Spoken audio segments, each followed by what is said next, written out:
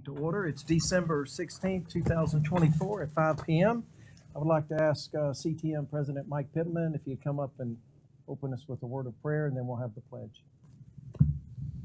Glad to be here. Every time I walk in here, I think of Dad. You know, that smell, man, it's been here forever. But let's pray. Father, we love you, and we just thank you today, Lord. I just want to thank you first and foremost for your son, Jesus, and the season that we can celebrate his birth right now. Lord, I just pray for our community, our city. I pray your protection over it, over the farmers, over the businesses. Lord, I pray for our police and our fire. Lord, I pray for your protection over them as they do their business. And Lord, tonight we want to just pray for just wisdom and discernment for all these board commissioners, and that you just give them the ability to govern our city. And we just thank you for it. Just pray that their minds will be enlightened with your will, Lord. And we just pray these things in Jesus' name. Amen. Amen. Amen. Pledge allegiance to the flag of the United States of America and to the republic for which it stands, one nation, under God, indivisible, with liberty and justice for all.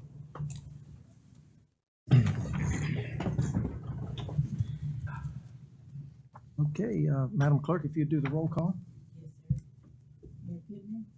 Yes.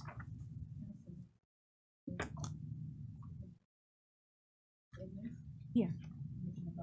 Present. Here. Present. Here. Present. Okay, City Manager, any additions or deletions to the agenda? We do have a change order, Mayor, that we'll be adding, SEP Construction. Get number 14 on the agenda.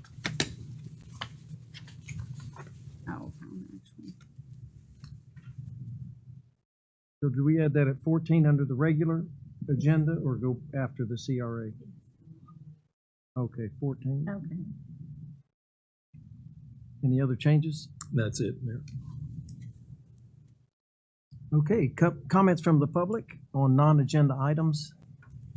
Seeing none, we will move on to the appointment of mayor and vice mayor. I'd make a motion on that. I'd like to appoint Jimmy Pittman for mayor. I'll second. Okay, we have a motion and a second. Any further discussion? All in favor? Aye. Any opposed? Motion carries. Okay, appointment for the seat of vice mayor. Mr. Mayor, I'd like to nominate Commissioner Highslope for Vice Mayor. Have a motion. Do I have a second? I second that. Motion and a second. Any further discussion? All in favor? Aye. Any opposed? Motion carries. Do I need to read the resolutions on that, Madam Clerk? Okay. Okay, we have the consent agenda next. Any questions on the consent agenda? We'll entertain a motion. Motion. Motion by Edmonds, Second. second by Gardner. All in favor? Aye. Gardner. Ms. Gardner. Any opposed? Motion carries. Okay, we'll move right to the public hearing. Give me a second to turn to it.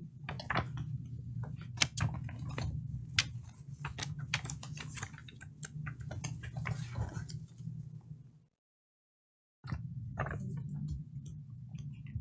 don't have a binder today, so it's gonna work. Tab. Oh, the page number, I'm sorry. I got it. It's on the storage. You got it, 12? Yes. What is the Right page number? item. 159. 159. Okay, I got it. Storage on private property. No, that's No. that's the meeting schedule. It's 13. I'm Wait a sorry. minute. It's property storage 163. Is that the property? We don't have tabs, so, so that's why. Was that the property storage? Yes, 163. Yeah, storage on private property. Yes, it's 163. That's cute.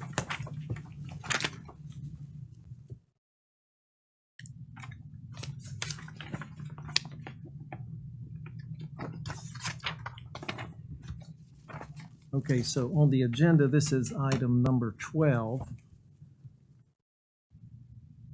And it is the consideration of ordinance 2024-03 on a second reading, amending the Code of Ordinance 50-7, storage on private property. We declare the public hearing open. If there's anyone from the audience that would like to comment, you're more than welcome to do so. This is a long, ongoing ordinance about storing, parking RVs mainly in front of residential houses, where to park them, what to do with them. The former ordinance basically said you had to park them in the side or backyard. That ordinance has not been enforced for years because some properties could not park them on the side or in the back. So we ask our zoning board to take a look at this, and we've been looking at it for many, many months and had workshops on it, and they have now come back with a recommendation. After the first reading, there were some changes. So I would like to either ask Danny or Travis to come up and if you could fill us in on those changes. Good evening, Mr. Mayor, Commissioners. Travis Reese, Community Development Director, Fire Chief. Correct. The Planning and Zoning meeting, they looked at this again after having a workshop with the Commission about the storage on private property of RVs, the definition of RVs, where you can store them, how long you can store them. So after the workshop, the manager asked the Technical Review Committee to take a look at it. That's your city staff, your folks that get together, your engineers, your department heads. And they came up with some recommendations. And those recommendations were for the P&Z board to take a look at the possibility of allowing RVs in the front yard, because we have had a problem with the RVs in the backyard being habitated, people living in them, using them for dwelling units. And you know, in code enforcement, if we can't see it from the front yard or the side yard, there's not much we can do about it. It's not like we can go in and inspect it. So with that, our code enforcement director did show us a affidavit from another city where you could actually sign an affidavit to allow inspections in the rear of the property with a permit to place them back there. It seemed kind of cumbersome. The Planning and Zoning Board really didn't like that, thought that was a little bit too far. So they just basically says, okay, let's remove them out of the backyard, allow them in the front yard, and up to a maximum of 2 in the front yard. There was much discussion about improvements. Would they have to expand the driveway to store them, or could some other material be used, or could they be parked on grass? That was not part of their motion.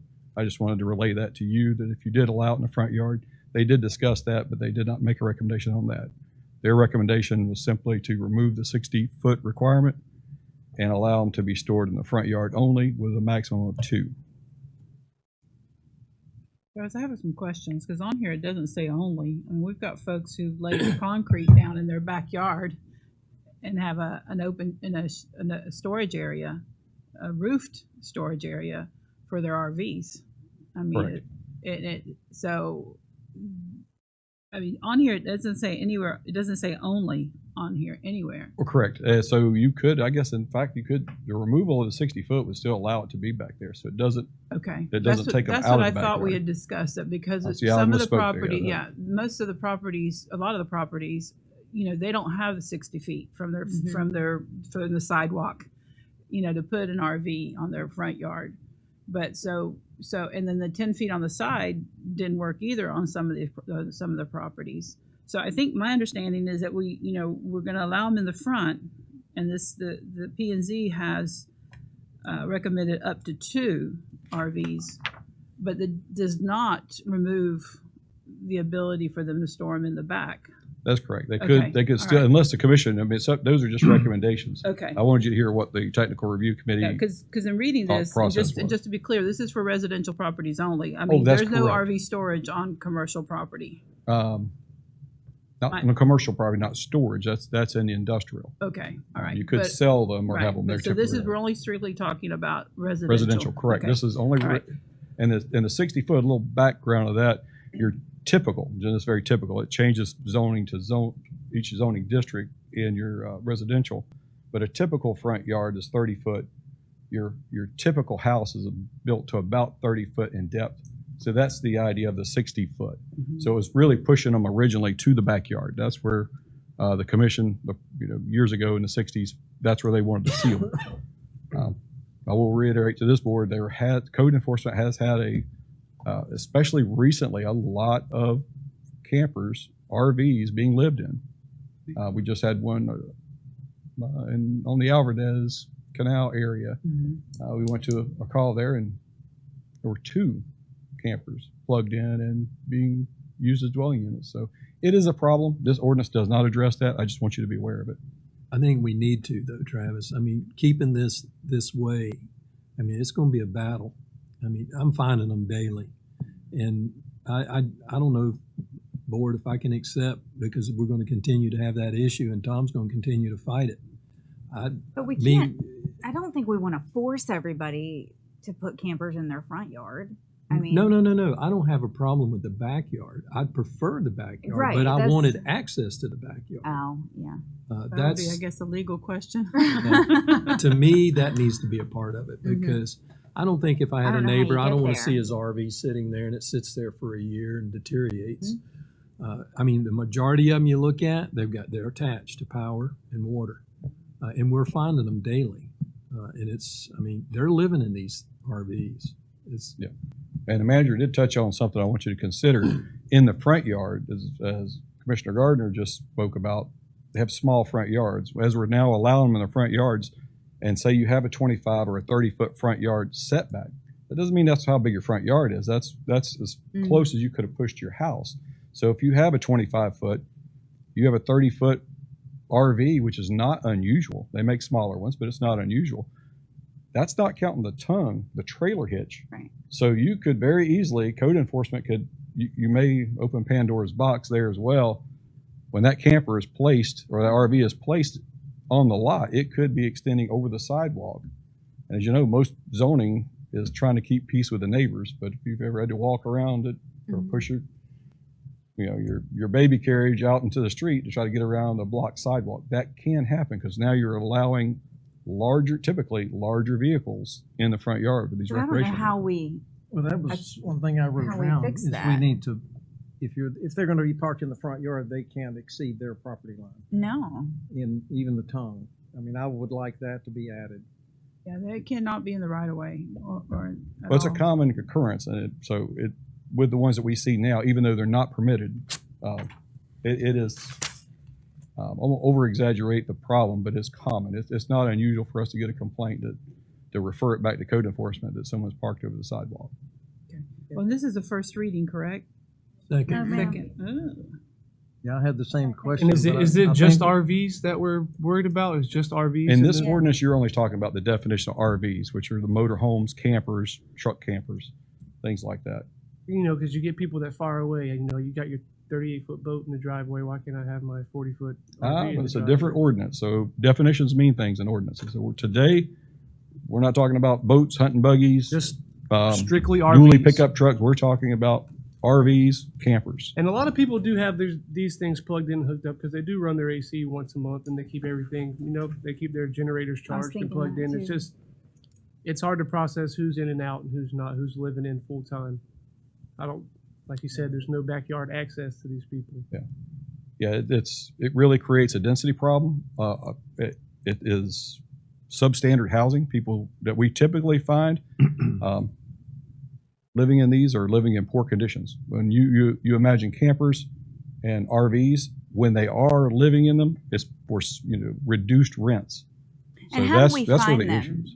Typically, like the one I just described to you, is due to a house A fire. service call, yeah. Right. There's going to be some reason we're there. We would not been able to see that. It's not like, we talk about what we can and can't do, but you can't fly drones. You're not going to stand on the back of a tailgate to look in the yard. So we don't know we can maybe see the campers back there, but no harm, no foul.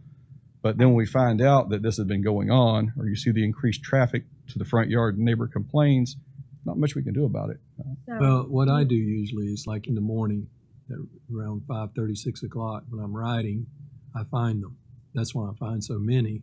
Of course, I told Tom the other day there was 2 on Pasadena, and apparently one was given approval verbally somehow because she was upset when we had them move. But I ride there, I see their lights, and the simple things, you see the trail walk into it, you see the car tracks go into it, they wear the ground out so you know they're parking there. Just look at those little things. But like I said, on East Pasadena, there were 2 houses apart, and they were nice size RVs. But even if we see those signs, the law doesn't allow us. Oh, there, I see it. I report it. They go visit. Okay. So if you see something from a public right-of-way, Then you can utilize that as evidence in a proceeding. The problem is if it's enclosed, you're not going to be able to get the evidence you need. And there's to no bring way the to case. have access, even if they're going to park their RV in the backyard. Unless they They need a voluntarily. permit and or some statement saying they're not going to be living in that RV.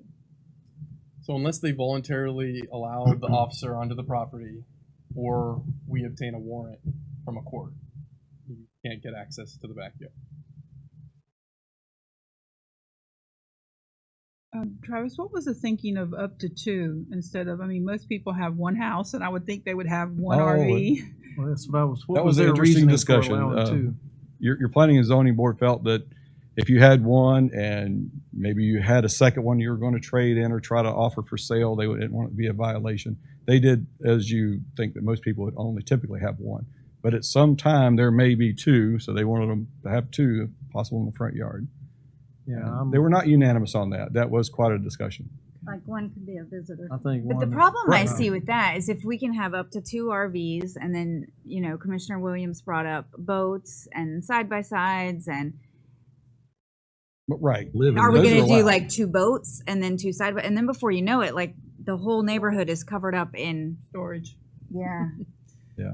crazy. Just so we're clear, the TRC committee, your city TRC didn't believe the front yards were appropriate for At the- all. at all for the storage. And they really wanted to see some kind of permit. If you wanted to have it on your residential property, that you be issued a permit to keep it. I know there would be legal problems with the actual inspection, but an affidavit asking that, hey, if we got a complaint, you would have to allow us to see it, or possible revoke the permit to allow it on that property without the, so it's a thought process. The planning and zoning board, to be clear, did not have that recommendation, and they didn't. Really don't like that. They didn't really want to entertain that. But I thought, in full disclosure, we should tell you that was kind of the path we were looking. These things can always be added. Well, I was going to say this is a second reading, so I know we have to make a decision here. But I'm not comfortable with up to 2 RVs. Honestly, I think 1 RV in the front is more than enough, and then I know that they can still store it in the back.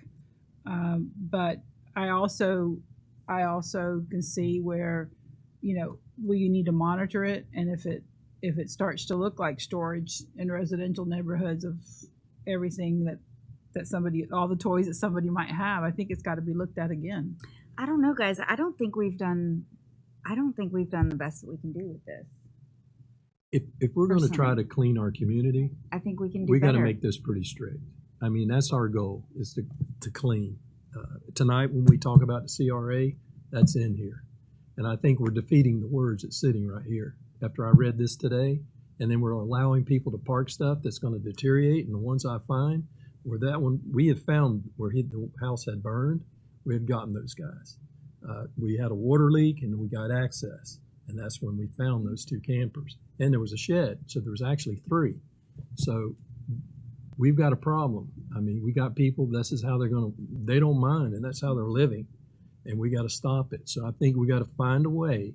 We don't want to bend, but I think if we put them in the back, we got to have access somehow. Yeah, I agree. So whatever legal matters, I think we need Travis, to look at. the idea about permitting and affidavits that you all thought about outside of this room, was that run by the attorney? Well, only Or just- at high level. We would have to Okay. look into it further. But my thought process is, if it was not allowed other than by permit, I mean, at you least can- you then don't- we you have can't like a sign good. your rights away. But if it's a permitted use by a certain restriction, I think we might get there. But And then we would have a good grasp on how many are in the city and how we can, maybe better patrol them and make sure that they're being used properly. That's what I'm asking for. Well, and the thing is that I know the situation that he just talked about is probably one of the extreme situations we have, but we have a lot of families that take their camper And go on vacation. on vacation, and they just want to put it in their backyard, and they're not going to be using it. Or if they don't have enough room in their backyard, they want to put it in their front yard. And so I don't want to penalize them, Yeah. Families that that enjoy camping and have one, in their front yard. I also have a camper. Actually, on two. One is not in the So city. you're the reason why it's But I don't. That's I my can't spike store on too, my right? residential lot. To be clear, I don't store on my residential lot. But when I go to leave, Travis is like, for the public record. I have a lot of friends that have those too. So we don't want to. I don't want to come off saying we're wanting to be more burdensome on folks with their recreational vehicles. We want to encourage people to take vacations, but we're finding a real problem with these RVs, with people using them as, I'll just say it, as illegal housing. Yeah. They're And using it it's for not about substandard being housing. burdensome or trying to. I certainly wouldn't want anyone to feel like we're trying to penalize them, but our job is to make this city the best it can be for everybody that lives here. So we have to figure out with this particular subject how to do that. We're going to have, I would say, if you allow them in the front yard, code enforcement will definitely have more interaction with folks with RVs, because it's going to be an educational process that, yes, your neighbor's allowed to do that. I have one in my neighborhood that is anchored in the front yard, on the grass. So you consider that. You make sure it's going to be an impervious area. You want to think of the motorhome that may drive in and out and it's fine, or someone visiting. You want to make sure that's okay, but you can get those extremes where it happens. They're going to back it in there. They're going to use it for twice a year, and if you're okay with that, be it sitting in the front yard for 11 and a half months out of the year until they go on vacation. Where do we stand on like a family member coming in for 3 or 4 days and putting their RV in your driveway? Can they do that? Right. Or is that against The the law? ordinance you have right now says no. There's no ordinance that allows for that. It has to be 60 foot from the front property line, which pushes it to the rear yard. And that's why we're here tonight. And we've kind of went back and forth over the last few months, or several months, over this. So, can you word it that way that you could have a time frame for that? You could. You could say that they could be in the front yard no greater than a certain length of time. It's your ordinance. It's whatever you see. I think tonight we need to just put in some of the general items we talked about, and then we can always change it and add to it and massage it, whatever we need to do. I really would hate to table it another month. I'd like Commissioner Gardner's idea of only one, go from 2 to 1. Put a bullet point in there that you can't park over the front any property line. We need a section for backyard access, even though legally we don't know how to do it yet, but at least have a section in there so when we do get the proper procedure, we can add it to the ordinance. But go ahead and put in there that you're going to have one in the backyard. We need to have access for inspections.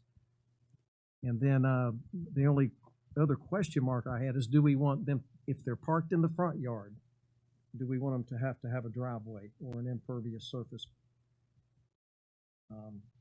I kind of am leaning towards yes, because we want to clean the city up and make it look nice. If grass is growing under. If you require it for your cars going in and out, you require right now a minimum of 2 parking spots per residential unit. Some people choose not to park in their driveway, but it does violate the landscape ordinance if they damage it. They damage the sidewalk going over it and parking in their yard. So in the rainy season, we have noticed that in the past, that someone who's normally parking in their side yard and doesn't have an improved driveway can violate your landscape ordinance certain times of the year, or if they do it continuously in and out, it could kill the grass. So with that, yes, I would think if you're going to allow it in the front yard and you're already requiring cars coming in and out to be on some kind of impervious area, that you would do the same for something that you were going to park But there. I'm seeing RVs that are parked in the backyard that don't have improved. Right, and I'm talking areas. about just the front yard. Okay. Right, because typically you wouldn't make them do it if it's parked in the rear, because your landscape ordinance really pertains to what you can see, either the front and sometimes the side if it's a corner lot. It's what your neighbors, like I say, keeping the peace. That one neighbor looks at the next neighbor's yard and is not offended by it or getting aggravated. Each neighborhood has a character to it, and And when you say improved, are you talking gravel? Are you talking asphalt? You're talking. I would say it'd be concrete or asphalt. Is what your driveway standards are today. You could relax it for those areas, but I wouldn't recommend it because there's a lot of aggregate out there, used asphalt, milled asphalt, 57 rock. That double rock. deter a couple of people away from putting their broke down RV on their driveway that they use every day. Not everybody. So I mean, they can still put it. we're on their still opening the box, putting them in the front yard. That's. Yeah, I'm sure we'll get more interaction with the public because it's going to be a learning curve for the public that you can put them there because most people are used to the ordinance that says not in the front yard. So You do the front yard, I think it would make it a part of the driveway, concrete it. it would seem logical if you already have other sections of the code that you'd almost set them up to fail if they parked it on just say the grass because it's going to kill the grass. Mm-hmm. So what's going to happen now? Your code enforcement is going to cite them for a dead patch of grass in the front yard. If we did entertain and put it in the front yard and it was on an improved area, at least we know we take care of that issue. But if they park it on their driveway, then If park on the driveway, they'll be fine if you allow it. Today, it would be a violation. So if you allowed just taking that 60-foot requirement off, they'd be allowed to go in the front yard. So even if your motion, if you simply just took the 60 foot off, that allows them in the front yard. And then you just say what the number is. The number is 1, and then that helps some. But I would say if you're going to allow them in the front yard, that motion have something to do with the improving the driveway or on the existing driveway or improve an area to park it. but we've always allowed them in the front. They just had to meet the 60-foot setback requirement, so therefore a lot of people didn't have them. Mm-hmm. And Correct. it could be that they had to be at 60 foot. Yeah. Some people were violating it, and we just we didn't want to start enforcing a rule when it had not been enforced for so long. But I'm understanding that even your P&Z board isn't in love with this. They felt that the front yard would be fine for up to 2. That was their recommendation. It was not Okay. unanimous, but that was their recommendation when they finally came up through it. And the commentary was, what if you were trading one in and needed time to store a second one? I don't think they were really believing that the average person is going to have 2 that you're going to need on a single family home lot. Again, remember you're talking about single family homes and residential. Typically your single family home doesn't have but one family, and they usually have one RV if they have one at all. I mean, could we build in a process for, like notifying the city that you're going to be trading your RV and for a time, maybe a week or whatever? I mean, you could always, in your ordinance, you could always put something in there, but right now you wouldn't have to if you allow them in the front yard. They can be allowed in there indefinitely. No, I'm saying if you had more than one. For the people that were fixing Right, it, yep. I have one I see where you're already going and with I'm that. going to buy, so Yeah. that it's not standard across the Well, board. think You about can it like always you have could 2 also RVs, think you could think of it like but this. we can be reasonable, The ordinance, if you were in violation, we're going to give you 30 days. It's not an instant fine. We're not out there trying to fine anyone. We're just trying to get them to be in compliance with the code. So the first thing we're going to do is actually notice them that, hey, that's a violation. You got 30 days to correct it. If you don't do it in 30 days, we're going to send you a notice to come before the magistrate. And the magistrate is typically, very a very fair individual. If you tell him what your plight is, of course you have to show up and tell him, and they'll typically, that magistrate's going to give a certain amount of time to come into compliance, all without a cost. Okay. So Yeah, I think we could just leave it out. Okay. So from my understanding, one RV cannot not exceed the property line. We need to come up with, and on an improved drive, it has to be on an improved I would say area. if it's in the front yard, if front yard, placed in the front okay. yard, improved. Yeah. And keep in mind, you don't allow driveways closer than 4 foot to the property line because of other issues we've had in the front yards where the neighbors literally put their driveways, they used to put them right next to each other, and that was terrible for relations because when people car doors swing over and hit others, so you may want to keep that same 4 foot in there. Not close if in the front yard on an improved area, not closer than 4 foot to the side setback or for the side property line, and that would be consistent with what your driveway requirements are. Okay. I think we were to look at the 4 foot, Travis. I just dealt with one of those, and I've dealt with the 2 neighbors, and the one individual built a very nice, and the other one's going to build one. So I think we should word that 4 feet like optional. If the people next door, the next door neighbor gets along with the other, I think. Until they sell it. Well, again, it was agreed upon. Yeah. I mean, so I think we need to open that because the guy built a nice one, the other guy's going to build a very nice one, and they both get along. Leave it like an optional. You can always put that as approved by your TRC. We're starting to do that a little more where it doesn't have to. A lot of people are very intimidated to come before you, but they really are a lot more open to come and meet with staff. If in a public setting, people really would rather not do it. So I do like where we're starting to do more with the TRC. You vest some power with them and let them make the decisions, and just give them guidance and policies of how to proceed. And my thoughts too, the backyard, they need to put something because that's where that backyard's out of sight, out of mind. The neighbor sees it, but then again, it's on dirt, tires dry rot. It sits there. I think there should be foundation of some sort, concrete mainly. I mean, For all I don't want storage? to. I don't want to. Yeah, not all, but I mean, I don't want to bend. I mean, if we're going to clean, we want to clean up.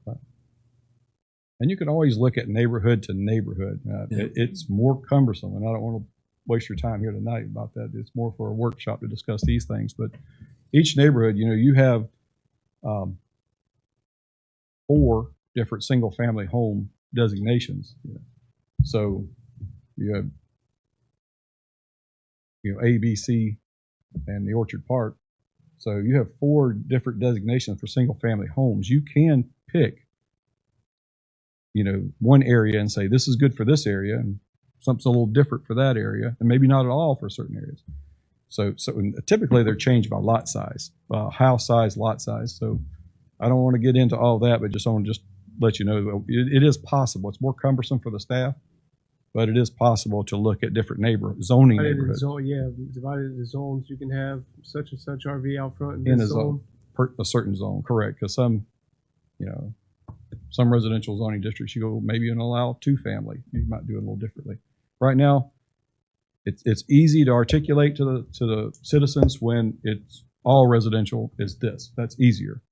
But if I see you're having a discussion back and forth, that's an option that you could look at neighborhood to neighborhood. But I wouldn't recommend it during a meeting like this. You probably want more of a workshop to discuss those type of intricate details if you choose. I'll make a brief comment. This is a second reading of an ordinance. So if you are going to contemplate changes made to it, they need to be very specific and articulated. If it's going to be only one, if it's going to be property line, asphalt, remove 60-foot requirement, that's fine.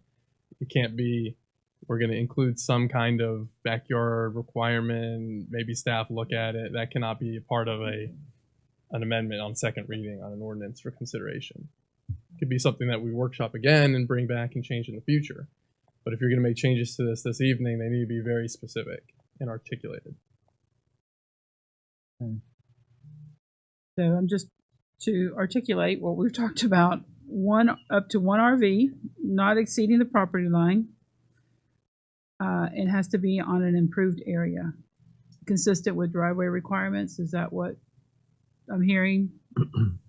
I think we understood what that would mean. Yeah, and then we'll deal with the background requirement. access process another time. But we do have to look at that, I think, Dylan, not just for RVs. There's a lot of things that there's just, in some residential areas, there are lots of storage in the backyards. That could be a permitting requirement that requires an inspection prior to issuing a permit for the storage of the item. That's what, isn't that literally what you were talking about? Yeah, that's what you're saying. Yeah. Yeah, it's more work for your code enforcement, but it definitely can help eliminate some of the blighted stuff that's happening and the substandard housing. I can't stress that enough. This ordinance doesn't address that yet, but I hope you do look into that. That it's something there's a need out there to be. No, we're gonna have to look into that. Yeah, I agree. We can pass this tonight on the second reading with the changes, specific changes. With the largest change being, we're removing the 60-foot setback. That's the biggest Big. change here. So people could park them in the front yard, one. So as long as we're in agreement on that big change, I think the other ones, everybody I think is good with those. So I already declared the public hearing closed, or maybe I didn't, but it is now. So any further discussion by the commission? Thanks, Travis. Thanks, Travis. Yeah, thank you. Okay, we'll entertain a motion. Motion. Motion by Edmonds, And that includes the three items we just discussed, including the three items we just discussed. Right. Second. second by Gardner. Any further discussion? All in favor? Aye. Any opposed? Motion carries. I would like to see this come back to us in a Yes. timely fashion so that we can continue to clean it up. So Well, especially with the backyard access that we just Right. discussed, and I think we have to for the sake of the neighborhoods. I agree.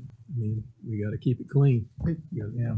I want to make sure we get something that we can actually enforce and do legally, but I think there's more. So should we have a workshop, Dylan, on this and look at all the different options? Absolutely. Okay. Maybe when we go to final comments, we can set I think Danny might be wanting to have a workshop on something else too. We can Yes. set a date for that. Yep.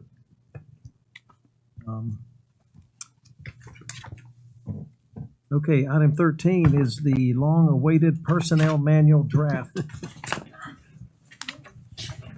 That's not a dig at you. No, no, You've not from even you. been here long. It's been a long time. Like, what have you been No, doing? no, Ashley? we're talking 2 years or maybe more. So in your packet, you'll see the draft that staff has come up with, led by Director Ashley Sargent. And this is something for us to look over. I don't know if everyone's had time to digest a lot of it yet, but If you can, Ashley, just highlight the main changes and Yeah, okay, so Director Ashley Sargent, Parks and Rec and HR. That is obviously a draft for you guys to review. I don't know if you ever have spent much time looking at our current policy manual, but it's about 100 and something pages. This one is a lot smaller, but I do know that there are things that might need to be added after Dylan takes a look at it. I wanted to let everybody know, though, that I did draft it based on handbooks and policy manuals that I've done in the past. So I have made some changes since I've put it on the agenda. And I noticed that there were some where I left in, it said company instead of city, but I've made those changes since then, and I'm awaiting your response and your feedback, and then, we'll make a few other changes before finalizing it. And so if you have any questions, feel free to ask me about it. But really the main thing is that we took out a lot of things that didn't seem necessary to a policy manual, and maybe they are, maybe I'm wrong, but there were 6 pages of definitions in our old one. And it was defining things that really and truly are very simple to understand. So it was a lot of cleanup, a lot of repetitive language in there where we talked about what we were going to do, and then we talked about it again later, on page like 98, the exact same thing. So I took away a lot of the repetitive language, but covered all of the things that I think are very important to the city as far as policies go. And like I said, it's a draft for a reason. If there's things that maybe I didn't think of, or that you feel need to be added, it's not closed. So I await that feedback and then we can move forward. Actually, as far as state and federal laws, you included everything that needed to be included. I mean, Yes. up to Yeah. date on all that. So there's some additional things. So Lakeisha actually went through this exact process at her prior job right before she came here. She went through and did policy manual. So she's been very helpful to me in letting me know some of the things that they included.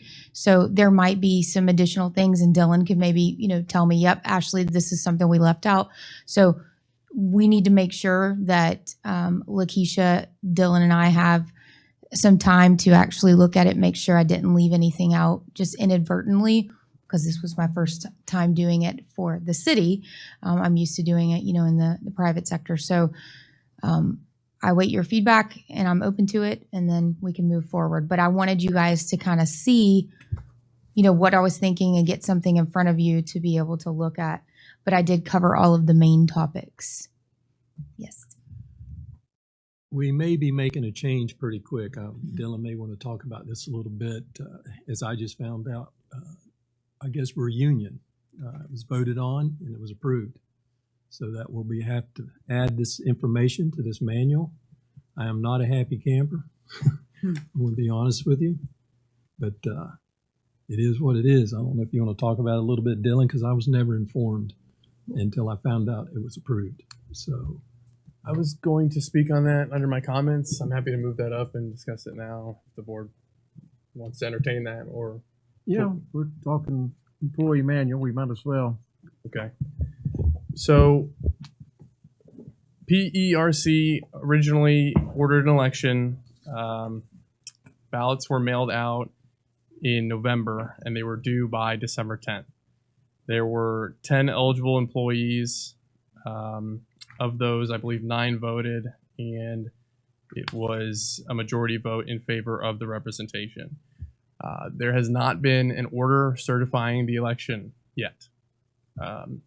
This will probably Two quick questions. Were the sergeants able to vote? Because that was one of the discussions we had. they were not included as part of the bargaining unit because they have some supervisory level What control. was the majority vote numbers? I believe it was, out of the 10 eligible, there was 7 in favor and 2 against. So after PERC issues its final order, that will take place sometime. It could take anywhere from up to a month. At that point in time, we'll have to begin contract negotiations. Likely, the city's labor council will request a closed-door session with the council to discuss the negotiations at that point in time.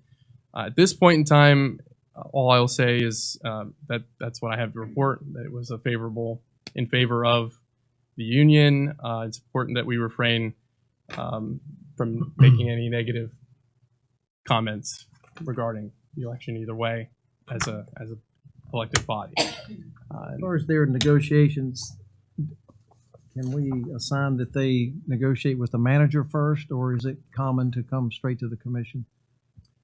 I think it's important that it's discussed at the commission level. Okay.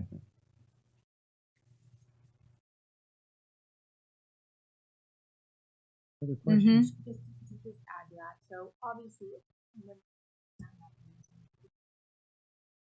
finalized, there will be a collective bargaining agreement for those 10. So right now, the policy manual talks about, it includes department, all of our rules and things will change when they have their collective bargaining agreement. So there will be language in our policy manual that will defer to the CPA collective bargaining agreement. It'll refer to that, if and when that happens. So we'll have to make those changes in the policy manual after that. Oh, okay.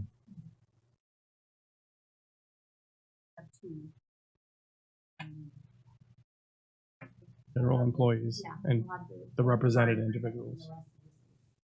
Okay. All right. Keep us posted when in the next meeting. I'm assuming they'll contact us for that meeting. Correct. So Okay. once the order certified comes out, then they'll enter the negotiation period, at which point we'll have a group session. Okay.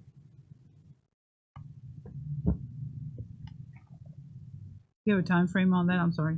Is there? It could take anywhere from a month to 6 months.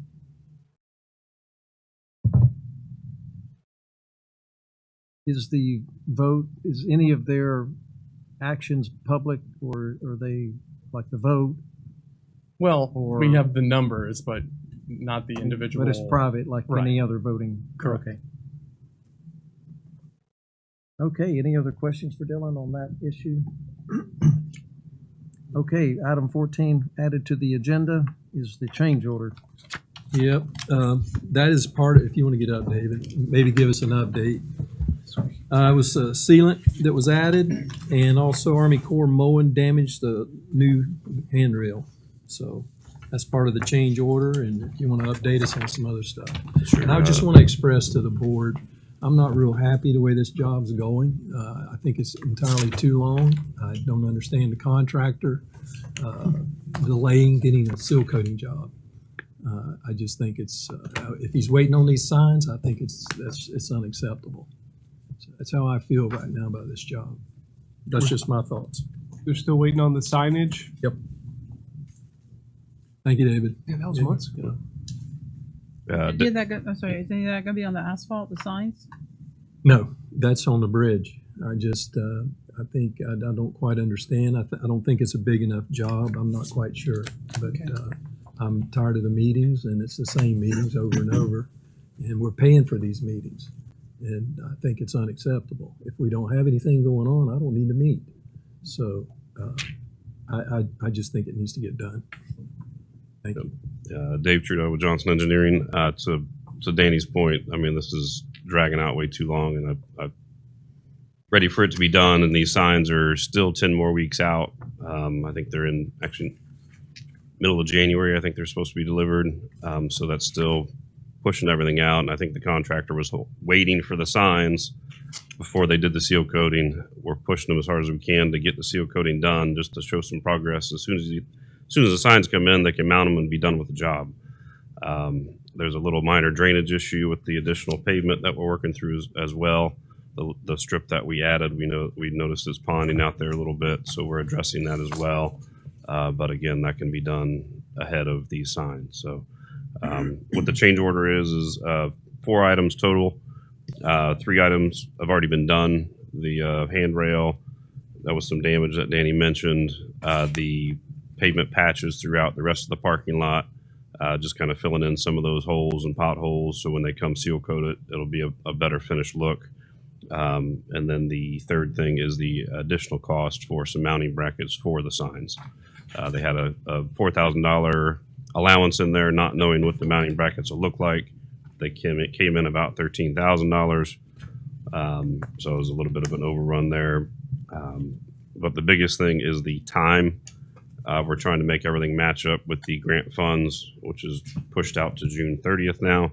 Our goal is to be done way ahead of that, but per DOT, we want all these dates to match up. So our agreement with DOT, the agreement with this change order, and the grant funds will all be slated for June 30th date. But the goal is to be done way ahead of that.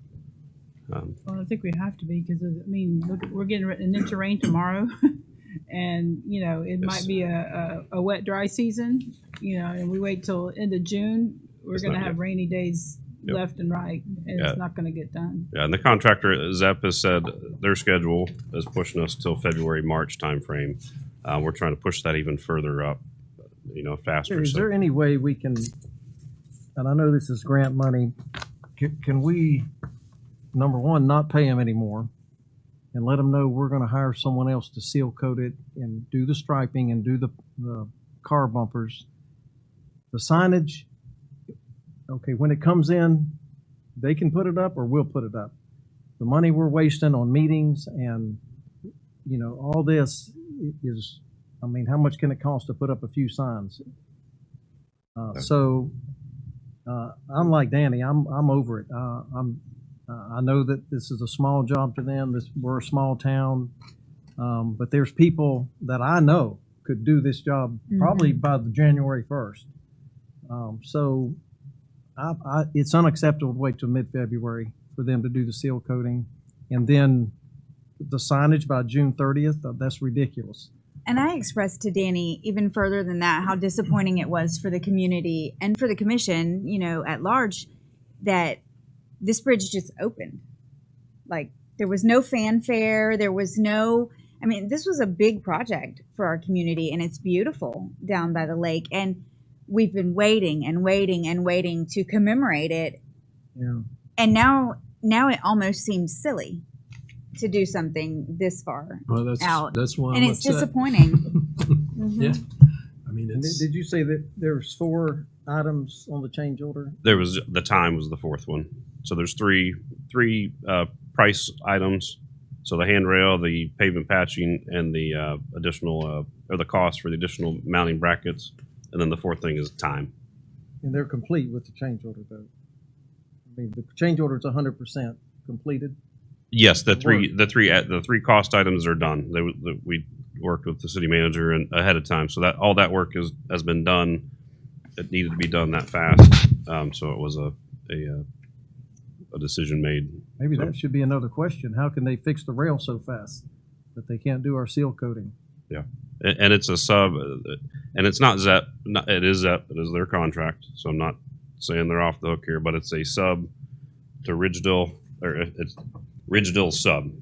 So they've hired Ridgedill. Ridgedill hired a paving contractor. So it's a sub to a sub. So I talked to him today. I said, we need to make this move faster, and to reiterate what we just said. And he said, I'll call the paving contractor directly if I can't get Ridgedill to go. So this is down the line a couple steps, and that's not I think helping we us need out. to send So- a letter requesting, send it to ZEP, Ridgedill if they're the sub, and then the sub. Yep. Requesting a different contractor to get this job finished. We can request it. We probably can't demand it at this point. And- Then iterate to them that we're very displeased. We can put that together. And I know if we go a different contractor route, they have to be approved by DOT, and there's some Right. steps there to get them qualified, which we can go. Let's I think go. there are local people So- that are already qualified.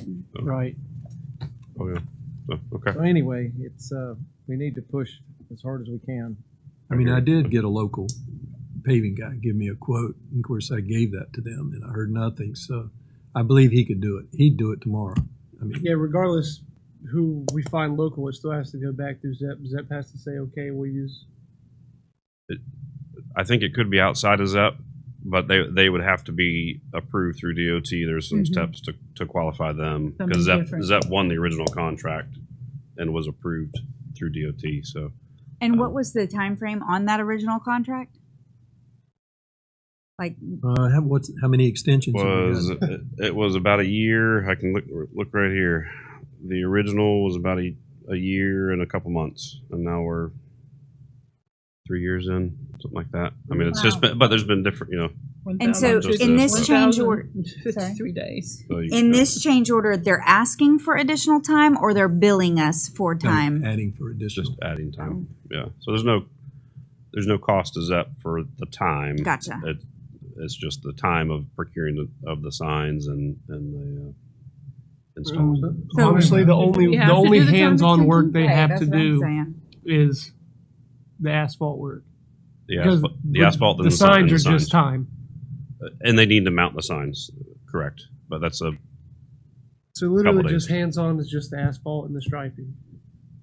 So do we need to add a 208 days to this change order request? I mean, that's what That's they're. FDOT funding in case something happens. So Oh, they okay. extended it. I just signed Okay, the all right. yeah. So there's documents today. they the recommend extension. FDOT recommend everything match up date wise. Okay, so got that it. That's what you said. this yeah. June date that you see here, that's going to be done well before that. But then we But- are by contract required to continue to work with them if we extend this by 208 days. Well, I mean, We can always. I haven't read the contract, but I'm assuming you can always pull a contract from someone as the city. You can say, "Hey, we're done," but that's there. There might be some other things in there, and Dylan? Well, I'd like to review it. Sure. before- Unfortunately, This was I a didn't test realize and you this passed. was on the stove tonight. Not necessarily until recently. If the city had its fill with this arrangement and wants to explore the possibility of I say do that. getting out, and you want to direct us to do that? Well, see, you're dealing not Possible. just with the contractor, but with DOT. Yep. And grant Right. money, which is DOT's money, and Yep. maybe other people's money. There's a third party involved. Yeah, There may be some so caveats It's involved more than in us just, getting if out. it was just ZEP, yeah, between the city and ZEP, yeah, we could end it tonight. And do we cut ties and they back order our signs even further? You say, all right, guys, see you later. And like, you know what? Those signs are going to be in 14 weeks out. Yeah. So, yeah, I would say we need to Years? make some phone calls, send some letters, Okay. and And that they need to move as quickly as possible to get this done. The paving and striping or seal coat, whatever.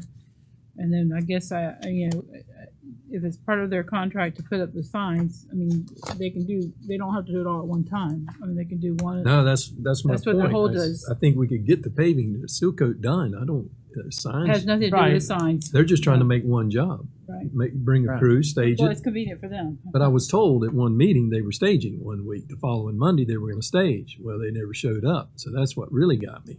And then the next meeting I asked, oh, well, I don't have anybody. That didn't go well. And that's why I'm not happy at all. okay, so I know nobody wants to make a motion to I approve will this change. very begrudgingly motion that we approve the change order. Motion by Highslow, And I'll second that we're going to continue to contact them and just try to speed this process up. okay, second by Gardner. Any further discussion? All in favor? Aye. Any opposed? Motion carries. Can I vote both ways? Aye and Right. nay? One of us just say nay just so we have one on the docket.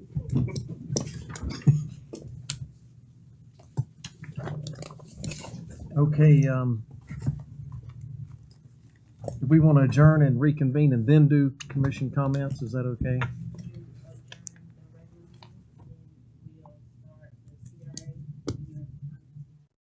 Okay. Motion to adjourn the regular commission meeting? Somebody? Oh, so moved. Oh, I'm Sorry. sorry. Apologies. Motion by Highslope, second by Edmonds. We're adjourned, and we are now, do y'all need a bathroom?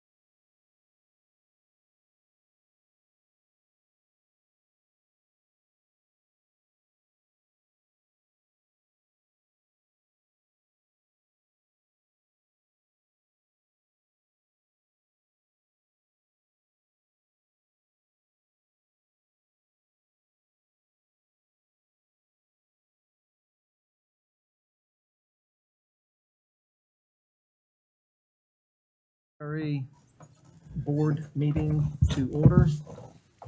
Oh, we're not And- going to do it. I'm like ready to stand up for the pledge. As everybody knows, the city commission is the CRA board, and we also have a CRA advisory board. Tonight, on item 14 is discussion of moving forward with the Community Redevelopment Agency, funding projects, and then the advisory board. So I'll let our city manager. Yeah, Mayor, I just wanted to bring us together because the CRA, I guess, was formed in 2004, and Dylan just informed me that, what was the deal here, Dylan, about the... So there are, for all CRAs, there are annual reporting requirements to Department of Commerce. And there's actually, they maintain a list of districts and CRAs that are either active or inactive. And there's certain procedures you have to follow each year. I know it's been quite a while since the city's CRA has been active. It may be the case that you were listed as inactive through DOC and you'd have to go through them to get reactivated before moving forward with future CRA activities.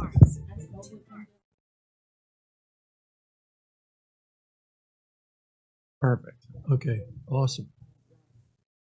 Okay. Good deal. Get up there and try and stuff.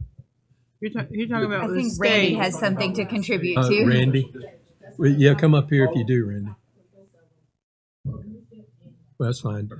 This is what this is about. It might be a little shaky, but we got to get it out there. Right. There are two separate things. I think that my understanding of what you were saying was we are part of a CRA association that we pay dues to based on population.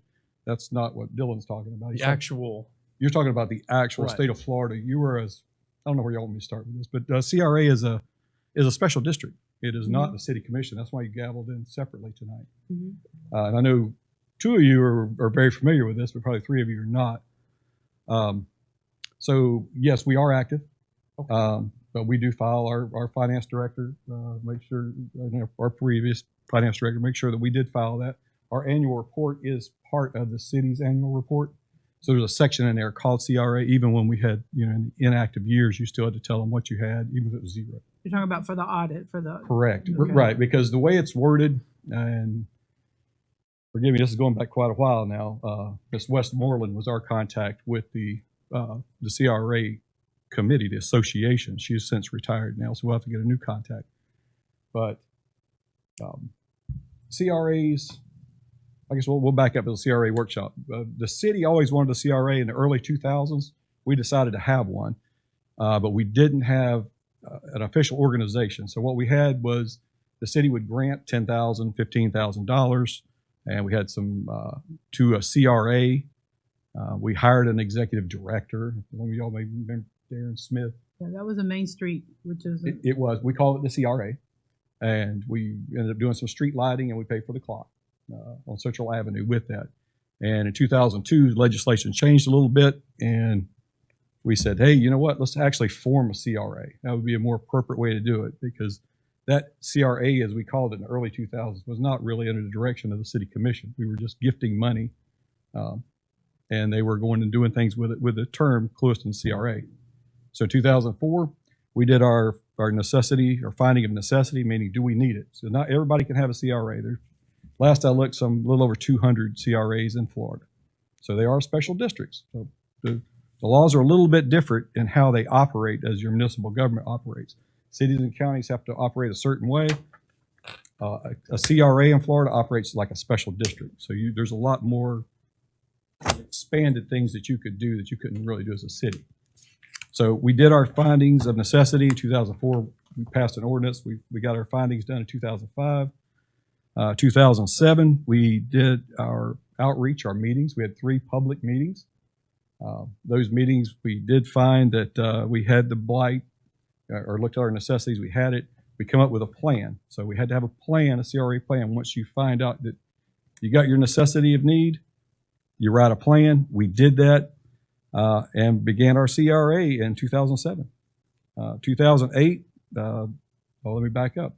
As we did that, you had the option as the municipality to say whether you are going to turn this authority over as a special district to people that you appoint, and they would serve a term, and then they would have their own budget.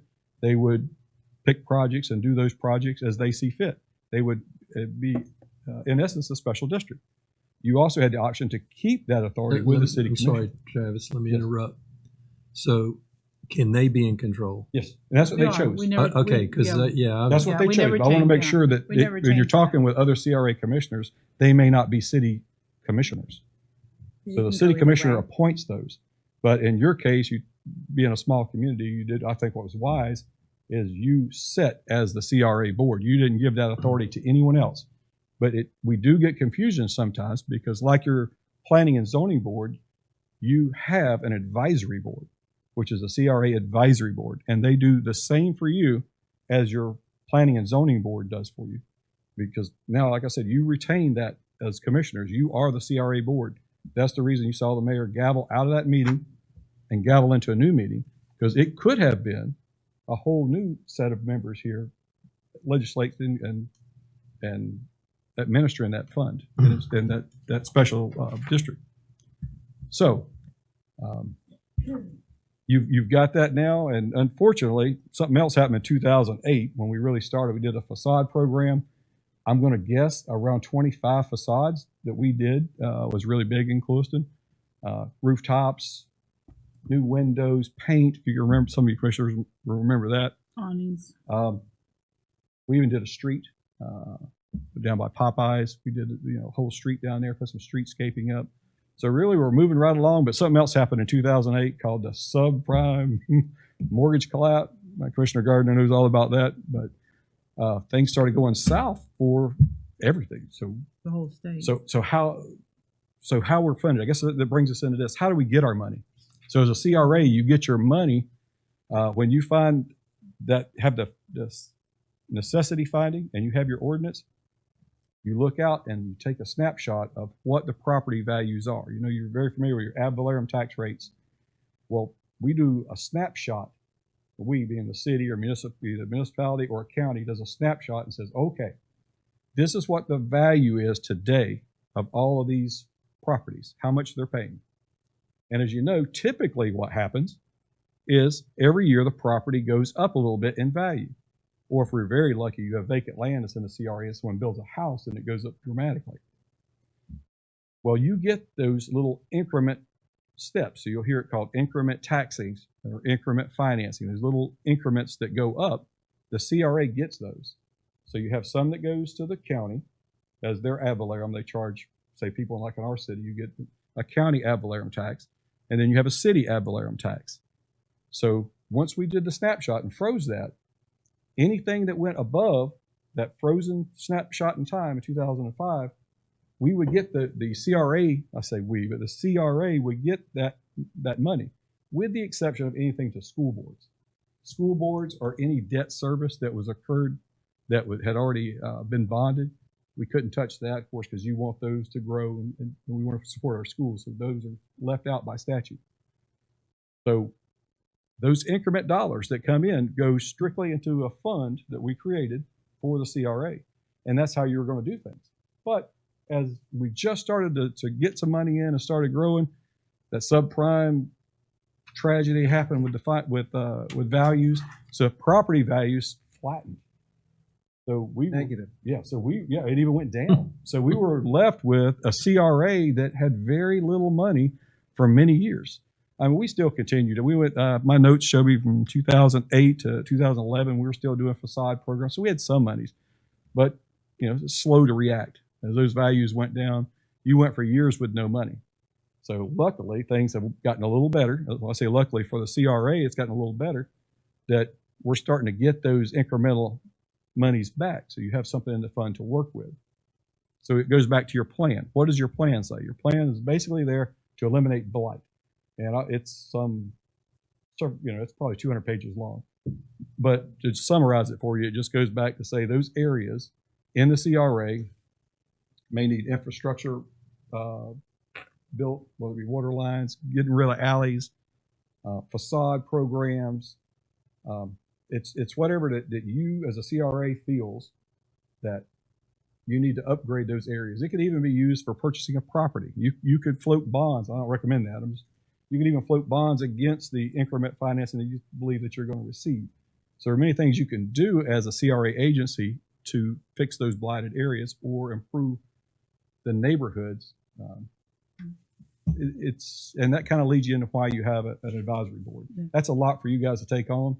The advisory board that you choose, those members go out for you and they find those projects, try to figure out exactly where the best use of that money is going to be.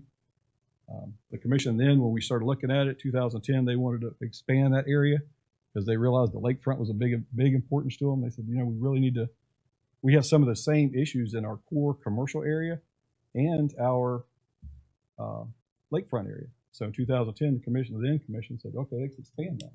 Here's your map. This is your That's map. The correct. blue That's is your the standing CRA, map now. and that on top right is your lake area. One thing I do, and the reason we want to get involved in this, the water line that's going to MCM is in this CRA zone. So that's how we're going to pay for that. So that's why I want to get this active and moving. One of the things, Travis, that you really said was eliminating blight. And Danny, I think looks like you've got the CRA plan. I just have part of some of the stuff. And to me, I mean, when you look at it, the Sugarland Highway corridor was listed as the issue for blight to help redevelop when you talk about redevelopment. And so that water line that you're talking about, those are the things that really truly help economic development. Yeah. If you remember the term, Commissioner Gardner, the gray areas, those are areas that people were not purchasing because they're infill lots. There may be contamination. There may be cost of disposal if you got to tear a building down to build something new. And if your CRA can help, the alley was a big discussion. I can remember we were at the country club and many members showed up there and they wanted to talk about these alleys. That's something you can do quickly, actually, abandon these alleys. I mean, we can convert them to easements. That would help you quickly. Give us access. Here's the problem with our alleys. We sign a contract with Florida City Gas. Well, that contract put right in there, if we were required to move that line, you're going to get charged. So that's a problem. It goes through both alleys all the way. So now the easiest thing for us is convert to an easement. When Wawa was looking at this end of town, I told them we can convert that. They loved it. I said, I just need access. The facilities is there. That's all I need. So I think looking at that, we could go ahead and convert those real quick. And when people look at this property, it's not an alley. Along it's an Highway easement. 27. Yes. Yeah. Right. That's our It's an cheapest easement route there. right now. And I think we should do that. I really do. Maybe we can discuss that in our workshop and look at it. But I think that's what we need to And do. I really do think we need a workshop on this. I mean, there's so many things. And even like you've mentioned the facade program, I know we had an application at one time, but that was in 2008. So, and then we have the Main Street Corridor Plan that has specifics, on what we should look. And the CRA plan also had, the old Florida style as well. So there's just a lot of information that because we didn't have any funding for so many years, we couldn't do anything. Mm-hmm. So we haven't looked at it. I mean, there are people out there that are asking, and that's why I think we got an individual here that has a storefront. I think that would be great. Make that place look a lot better. We do have some people with murals. Again, the water line. So we do have quite a few things to, yes. And that was big. Branding was a big thing that the CRA That's board was the talking wording, about, and the yeah. advisory board. The brand. The other thing with the CRA, I think we need to get with our board, and I think we need to discuss. I think first off, I talked to Lakeisha. I think they need to be trained a little better, get an online course. They're doing a few things. I've heard some comments, and I think they need to get. First off, we need to put somebody in charge of them, and start having some meetings and get things done. They do have some ideas. But You're talking about the advisory board. Yes. Yeah. But I was thinking Who about sits us on as a that board? commission, because I think we need to come up with some guidelines. Yeah, and you can amend that plan. The finding of necessity is done. The plan, it's very difficult to do what we did here in 2010, expand the border, the boundaries. But the plan is a living document. This board can amend that plan. Because this is, I guess I should say this is very important. This money that's coming in is not tied to any kind of state program or federal program. So you only have to follow what your comprehensive plan says, and of course Florida statute. I look at it in proper spending of funds, because they are quasi public funds through through a special district with a plan. And it is, I went to several CRA conferences, and it's amazing what some will spend it on, and I don't agree with what they spend it on. But you can amend that plan to what you see today, because it is quite old. Well, Not saying it's not valid. Travis, you just brought up the comp plan. I think at several meetings back, or maybe at one of the workshops, you mentioned that we've got to update our. Have to, and we have. So we've got several things that we really need to get done. I mean, in fact, we Workshop season. Well, I think we need to do. have, and I think in the January meeting that I saw on the schedule here that it's not till the 27th of January. I think we should have a workshop specifically about the CRA. And we need to discuss the comp plan, because I think 2025 Would is. be very good to put that all together. Yeah. I think so. Because your comp plan doesn't need just an update.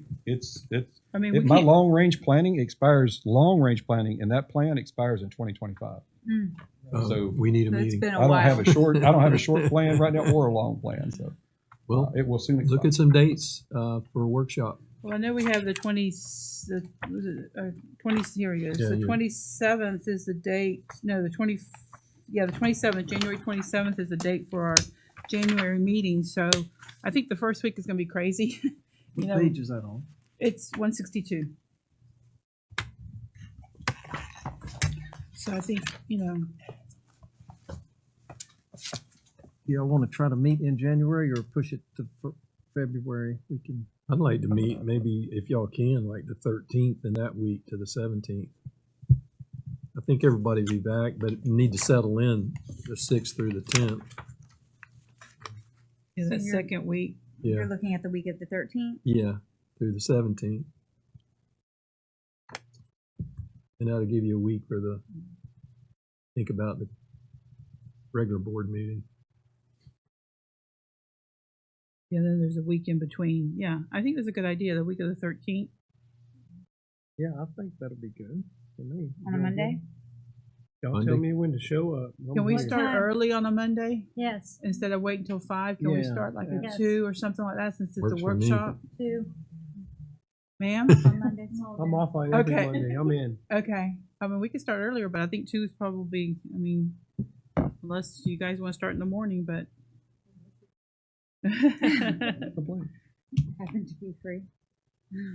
Yeah, I mean, Oh, up to yeah. y'all. I mean, That's can y'all do the morning? Earlier, yeah. Already Yeah, forgot about 10 that. o'clock, 9 o'clock, See, Want to do 9 I or forget 10 things on pretty Monday? quick. 10, That's fine with me. 10, 10. 10 a.m. on Monday, the 13th. 13th. Okay, 10 a.m. All right. Well, I know it was kind of long-winded there on that one. Is there any of the No, newer that's great. commissioners have any questions on CRA? No, that was perfect. Mr. Actually, I you did appreciate ask that. a question, Jason.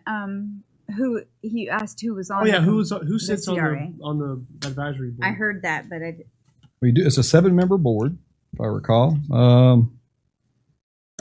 With staggering Currently, terms. you have, I think, 3 active, or not active, because we haven't really been active, but that haven't expired yet. It looks like Carl Larson, Electa Waddell,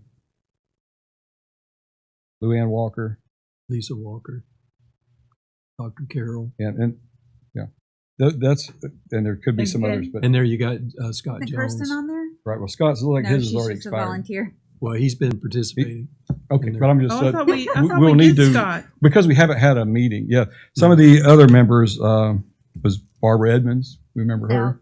Yeah, but She's out. I thought we just redid Scott. And you may have. This is Yeah. my. Yeah, this it is my was on list. the agenda. Yeah. This might not be the current Scott, one. The clerk could get you the current It one. was Scott, Dr. Carroll, and Oh, yeah. And Lisa. Lisa. And So then it's 7 members. Maybe we can get the 7 members and their dates of their term expiration. You could do that. For the Lakeisha, can you January get that meeting? to 'em? I'll probably do. I'll For look the into it. January And meeting. then set to Yeah. elect the next, or No, this is just for the workshop, so we'll know who's on there. Yeah. okay, Yeah. perfect. And how much longer they have. How and- much longer they have, and if we need to reappoint. Right, and probably reach And- out to. We and could do as a appoint. staff. We Out could find out December. they still willing to When it serve. expires December. I think they're staggered terms, so yeah. That's And good. I think it's a great idea getting them a class. Yeah. Because that would really be helpful to them to really give them a kind of a 101, and understand their responsibilities and how you're giving recommendations, but not to go out and promise people things. Right. Well, they need direction from us. Well, and are they bound by sunshine law? Yes. Yes. Yeah, I would look at the attorney that, but I would think so. They're an appointed board. Or that, Any other board? that Well- they understand that, well.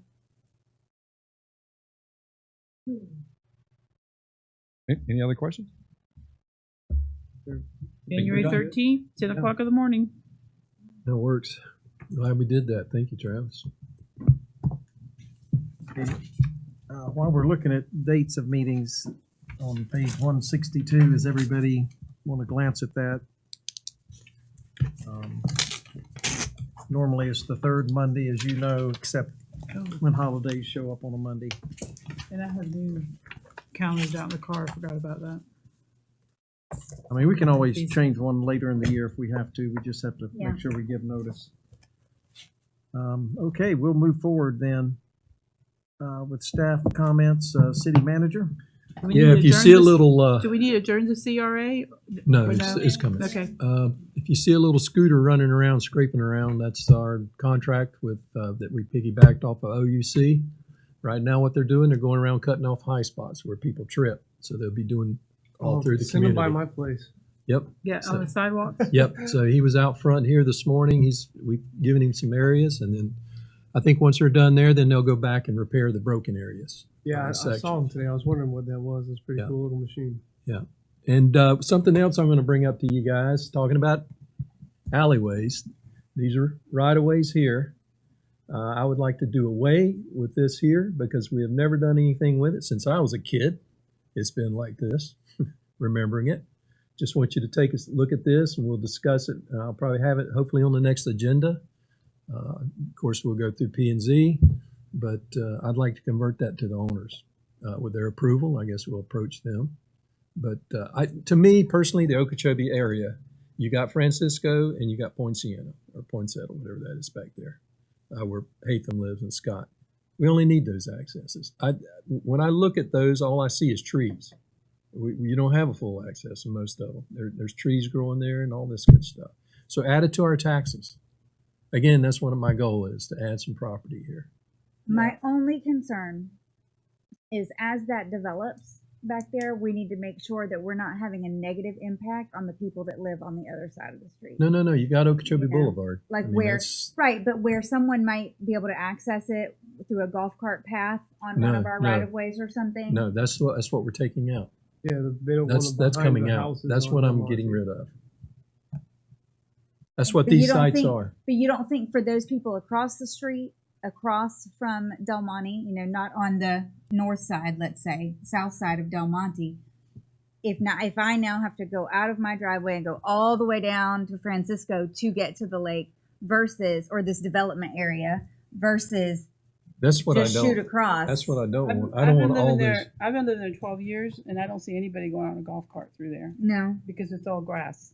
No, And those they're are not closed using off. it now. Yeah. I mean, John But I lives. do on want it. us to look at the future and make sure we don't want a third access. Right. And I know, if I lived there, I would want it closed off too. Right. But I just want to make Well- sure that we I- look at that Do we know? closely. Is I'm there going to ever be gonna honest with any you. I've development not. back there? No one's approached me to do anything. This is me Let looking me at ask it. you something. Is there any? I mean, I know there was this high on the hog plans that we can't afford on that area back there.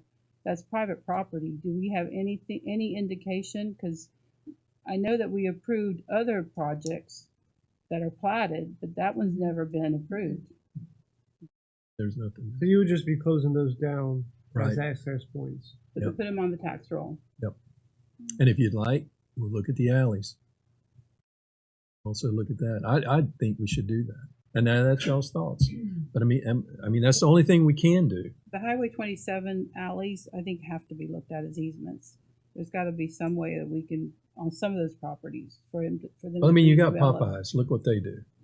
Why not? Let's get rid of it, the headaches, and just give us an easement for our utilities. But it's not just one. And eventually we can move the power it's maybe not or one bury business, it. It's a lot of businesses, Yeah. so that's the other issue to look at. But it makes it a little more desirable for redevelopment. Development, and stuff. without a doubt. Yeah, if Especially you turn those into especially if you, easements, the um, people that live on the housing side of those alleys would definitely find it more feasible to come into than having that nonstop alley. Yep. The thing is that some And of again, that it has taxes. our garbage trucks go through there. We can reroute. That's So commercial. That's another, yeah. That's But just I commercial. Yeah, but I just think that also, I mean, honestly, I think that for the blocks that do not have any development at all, Well, I that the think only way that those Plattner's- properties are going to be Right. developed are across the alleyway, like we had with the Hampton Inn. That was the only way that project was done. And that we've also helped, on Dean Duff and for apartments, for growth, we've abandoned areas so that growth can take place. So if we And go that's- ahead and just take care of it, Are those? I Then think we're it a makes little it. bit- I think You don't have to worry from when what I somebody understand, purchases it. Travis, I was always told that it was waiting on development to purchase a piece of property, and that if they wanted to do a project, then we would consider at that time. But it's a cumbersome project. I Mhm. mean, so if something's already been done, I mean, that's how the whole development got done. When you say that whole section there, that was the only way was making Yep. some changes there on the roadway and putting it onto the tax roll. So, I mean, They're not highly trafficked anyways. The alleyways aren't highly No. trafficked. Yeah, I don't see a reason why we couldn't do that. Well, that's all I got, Mayor. Okay. City Attorney? Whoa, throwing my mic. Not a good sign. Already discussed the perk issue. My only other item was I wanted to wish everyone a very Merry Christmas. I wanted to thank you all for allowing me to be your counsel. Clewiston is 100% my favorite client. I think we've done some good work over this last year. Annexation, we've done at least 11 ordinances. And I'm honored to be your counsel and want to wish everyone Merry Christmas and a very Happy New Year. Thank you. Thank like you say that to all your clients. Not true. we want the video. Everyone's your favorite client, Dylan. All right, Commissioner Edmonds? I just want to say Merry Christmas. I've enjoyed working with all of you, and I look forward to our new year.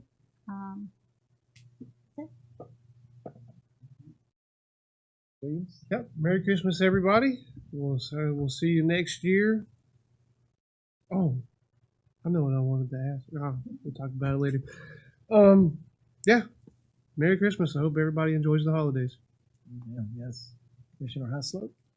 I want to start by telling Ashley and city staff, Libby, if she's watching, or if not, Danny will relay it. What a great event you guys No had. worries. I hate that I missed the employee luncheon. I am very sorry, and I hope it doesn't You're doesn't invited shout. next year. I know, No. right? Doesn't put cast any kind of shadow on the fact that I appreciate the city employees and what they do. But excellent event. It was great. I want to thank my fellow commissioners for coming out this morning to the ribbon cutting, supporting new local businesses, and I made it. And our city manager did stop by, Mr. Lewis. Chief Lewis did join us, so I went late. I included you. Just I so. went late. Anyway, so Merry Christmas, and I hope everybody gets to enjoy their time with friends and family. But then I'm sorry, I just want to say, Ashley, you did an excellent job for the city employee luncheon for sure. Sorry. Yeah, very good. Yeah. No, I'll echo Commissioner or Vice Mayor Hyslop's comments, because that event, I heard from so many families that were there that night, and the amount of people that were there, and just the changes that you guys made, that you and Tim worked on and looked at it from a family perspective. It made a huge impact. I mean, for us to run out of food, with the food trucks, and there was 9 food trucks. I mean, it just shows how, and it just shows how hungry people are, the community, not just for the food trucks, but for gatherings, for celebrating and gatherings. And I look forward to, I know that you guys have plans for more gatherings, family gatherings, and I think it's so important. And I know you mentioned that it's not just going to be here in the center of town, but you guys are going to Sugar Land Park, the lake area. There's going to be a lot more, and I think that's so important for our community to be able to gather for special events. So I think it's important. And at this time of the year, we're very thankful for so many things, and certainly the employees of the city and the work that's been done by everybody. I know it's not been easy, and especially the work that was done in the city park. I know I rode by every day, and there was Libby with the city crew, and they were getting things done, and it's made a difference. I just talked to somebody, Lakeisha, you mentioned it to me, that a friend of yours from Del Rey, just driving through town, was just totally amazed at what we had here as far as a celebration of Christmas. And I think that's so important. And so, yes, so this is a season of celebration, and wishing everybody a happy Christmas and a Christmas filled with blessings with family, and a happy new year. And may it be prosperous for all of us. I did ask Mayor Pittman for just one more thing, and that would be to thank Lakeisha. I have gotten so much positive feedback on the city's, new and improved social media presence and public information going out. The way you communicate with us, the way you've communicated with me in the chamber role on behalf of the commission, for events and things like that. I relayed this to Danny, but I felt like I should say it to you, that I appreciate the job you're doing. And it's certainly being noticed. Yes, it is. I didn't get my email.